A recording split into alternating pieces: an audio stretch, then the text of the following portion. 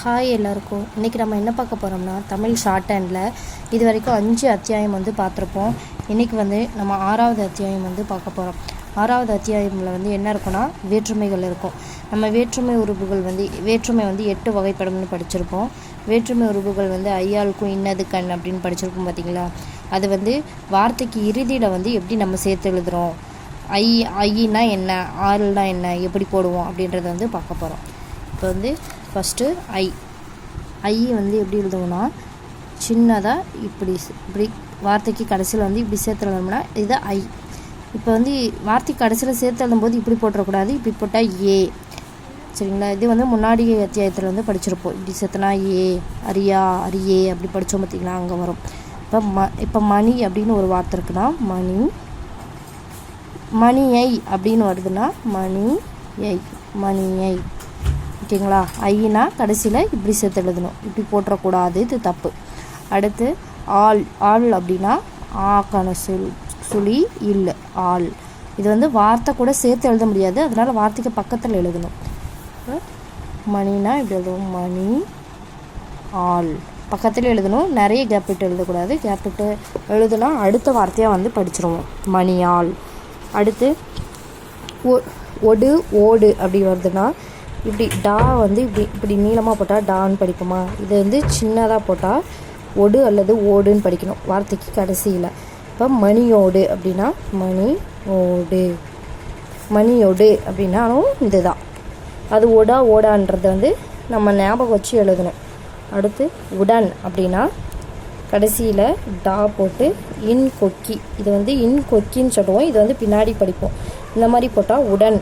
இப்போ கடைசியில் இந்த மாதிரி இருந்துச்சுன்னா அது உடன்னு படிக்கணும், மணி உடன். ஓகேங்களா.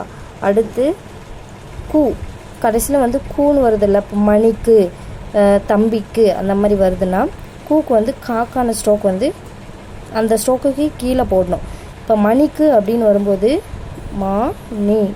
மணிக்கான ஸ்ட்ரோக் எழுதி கீழே காக்கான ஸ்ட்ரோக்கில் இருந்தோம்னா மணிக்கு. சாரி, இப்படி படிக்கக்கூடாது. மணிக்கு அப்படின்னும்போது சேர்த்து எழுதணும், மணிக்கு. ஓகேங்களா. அடுத்து இல் அப்படின்னா லாக்கான ஸ்ட்ரோக்கு. மணியில் அப்படின்னா மணியில் இப்படியும் எழுதலாம். சில இடங்களில் வார்த்தை கூடயே சேர்த்து எழுதுவோம், மணி இல். இந்த கீழே டவுன்வோர்டு கீழ் நோக்கின லா வரும்ல, இது நீங்கள் முன்னாடி படிச்சிருக்க மாட்டீங்க. மணியில் இப்படி கையெடுத்து எழுதுறதுக்கு லேட் ஆகுன்றதுனால சில இடங்களில் வசதிக்காக இப்படி எழுதுவோம். இது மணியில். இது பின்னாடி பேராகிராஃப் பயிற்சி படிக்கும்போது படிப்பீங்க. அடுத்து இருந்து அப்படின்னா ராக்கான ஸ்ட்ரோக் இருக்குது பார்த்தீங்களா. இது ஒன்று அப்போர்டு, மேல் நோக்கியாரா கீழ் நோக்கியாரா. இதை சின்னதாக போடணும். சின்னதாக இந்த ரா போட்டு இந்த பக்கம் கொக்கி சேர்த்து எழுதணும்னா இருந்து. இதை இன் கொக்கின்னு படிப்போம், பின்னாடி இதெல்லாம் படிப்போம். இப்படி ரா சின்னதாக போட்டு இந்த இன் கொக்கிஸ் போட்டோம்னா இருந்து. அந்த மாதிரி குட்டி ராவை போட்டு அது கூட இன் கொக்கி சேர்த்தோம்னா உள்ள இருந்து. இப்படி அல்லது இப்படி போட்டால் இருந்து. இப்போ மணியில் இருந்து அப்படின்னு வந்துச்சுன்னா மணிக்கான ஸ்ட்ரோக்கு கீழே இப்படி மணியில் இருந்து. அடுத்து இன் அப்படி வந்துச்சுன்னா இப்போ மணியின் அப்படி வருதுன்னா நாக்கான ஸ்ட்ரோக்கை கடைசியில் சேர்த்து எழுதணும், மணியின். இப்போ மணியின் நின்று அப்படின்னு வந்துச்சுன்னா நின்றுக்கு இந்த மாதிரி இப்போ டா கூட முன்னாடி கொக்கி சேர்த்து எழுதணும்னா நின்று அப்படின்னு சேர்த்து படிக்கணும். டா முன்னாடி கொக்கி போட்டு இப்படி போட்டோம்னா நின்று, மணியின் நின்று. ஓகேங்களா. இப்படி அதே மாதிரி உடைய அல்லது உடைய அது அப்படின்னு இருந்தால் உடையனா டாக்கான ஸ்ட்ரோக் சின்னதாக போட்டு யாக்கானது சேர்த்து எழுதோம்னா உடைய. இப்போ மணி உடைய. ஓகேங்களா. அது அப்படின்னா தாக்கான ஸ்ட்ரோக். இது தனிக்குறி சொற்களில் படிச்சிருப்பீங்க, அது எது இதுன்னு. இது மணி எது அப்படின்னா மணி தாக்கானது, மணியது. அப்படி இது சேர்த்து எழுதக்கூடாது, தனியாக எழுதணும். சேர்த்து எழுதுனா தான் படிச்சிரும், மணிதா அப்படின்னு படிப்போம். இப்போ மணி இப்போ கொஞ்சம் கேப் விட்டு பக்கத்தில் எழுதணும், மணியது.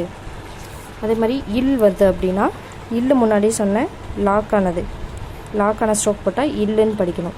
இடத்தில் அப்படின்னா டாக்கான ஸ்ட்ரோக்கு சின்னதாக, அது கூட இப்படி போட்டால் தல். இது வந்து இல் கொக்கி, இதெல்லாம் வந்து பின்னாடி படிப்போம். இப்போ டா போட்டு தா கூட வந்து முன்னாடி சின்னதாக கொக்கி சேர்த்து கொக்கி வந்து சின்னதாக இல்லை, கொஞ்சம் பெருசாக இருக்கணும். பெருசாக கொக்கி சேர்த்தோம்னா அது வந்து தல். இடத்தில்.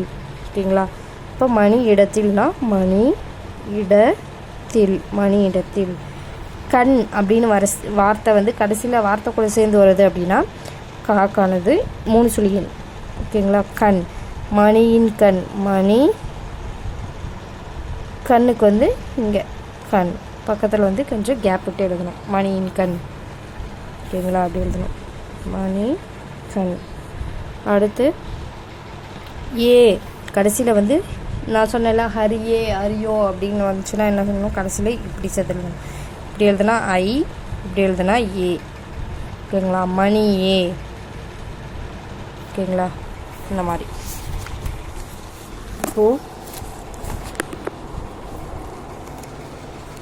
இப்போது நான் வந்து மணிக்கு அப்படின்னா இப்படி கா வந்து நார்மலாக சேர்த்து எழுதணும்னு எழுதுனேன். மணிக்காகன்னு வரும்போது ஆக, இக்கா இக்காக, மணிக்காக இப்படி வருதா. இப்போ வந்து இதில் எத்தனை 2 கா வந்து சேர்ந்து வர்றதுனால மணி காகன்னும் போது காக்கான ஸ்ட்ரோக்கு நீளமாக எழுதணும். டபுள் பண்ணி எழுதுனா 2 கா இருக்கிறதா அர்த்தம். இது வந்து ஃபஸ்ட்டு அத்தியாயத்துலேயே வந்து படிச்சிருப்போம். ஸ்ட்ரோக்கை டபுள் பண்ணி போட்டால் இன்னாவோ இக்காவோ இல்லாவோ அந்த மாதிரி வரும். இப்போ மணி காக இக்காக வர்றதுனால காவை வந்து கொஞ்சம் பெருசாக போடுறோம். இப்போ வீடு அப்படின்னு ஒரு வார்த்தை இருக்குது. வீடு. இன்றி. இப்போ வந்து நான் இப்படி போட்டால் நின்றுன்னு சொல்லி கொடுத்தேன். அதே தான் இன்றி அப்படின்னா கடைசியில் புள்ளி வரணும். வீடு இன்றி, கடைசியில் புள்ளி. வீடின்றி. இன்றி இன்று அப்படின்னாலும் இதே ஸ்ட்ரோக் தான். நின்றுனாலும் இது தான். அது வந்து இன்றா நின்றா அப்படின்றது வந்து வார்த்தையை வச்சு நம்ம படிப்போம். இப்போ மணி உடையது அப்படின்னா இப்படி எழுதுவோம், மணி உடையது. மணியை அப்படின்னா இப்படி. மணியை ஏன்னா மணியை ஏ. ஓகேங்களா?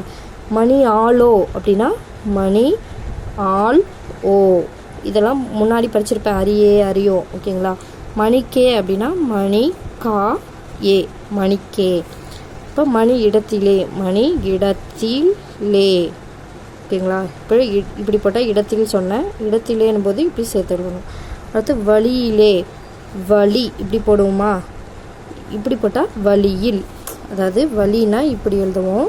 இங்கே வந்து லா தனியாக போட்டோம்னா இல், வழியில். வழியிலே. ஓகேங்களா? வழியிலே. இப்போ மணி உடனே அப்படின்னா மணி உடன் அப்படின்னா மணி உடன் இப்படி போடுவோம். மணி உடனேனா மணி உடனே. இந்த பக்கம் சுழி போட்டால் மணி உடனே, இந்த பக்கம் சுழி போட்டால் மணி இடையே. இது வந்து 2த்துக்கும் டிஃப்ரென்ஸ் இருக்குது, நல்லா படிச்சுக்கோங்க. வலது பக்கம் சுழி போட்டால் உடனே, ஏன்னா இன்னுக்கானதும் ஏக்கானதும் சேர்த்து படிக்கணும். மணி உடனே. இந்த பக்கம் போட்டோம்னா வெறும் இடையே, மணி இடையே. ஓகேங்களா? அடுத்து மணி உடனேயே அப்படின்னா மணி உடனே இன்னொரு ஏ, மணி உடனேயே. அந்த மாதிரி வந்து படிக்கணும். அவ்வளோதாங்க. அத்தியாயம் 6 வந்து முடிஞ்சு. இப்போ வந்து இந்த பயிற்சியெல்லாம் வந்து நீங்கள் பார்த்து ப்ராக்டிஸ் பண்ணிக்கோங்க. இந்த எக்ஸாம்பிள்ஸ்லாம் படிச்சுட்டு, இந்த பாக்ஸ் படிச்சுட்டு, எக்ஸாம்பிள்ஸ் படிச்சுட்டு, அதுக்கப்புறம் வந்து பயிற்சி 18, 19, 20 3 படிச்சிங்கன்னா இந்த அத்தியாயம் வந்து முடிஞ்சது. தேங்க்யூ.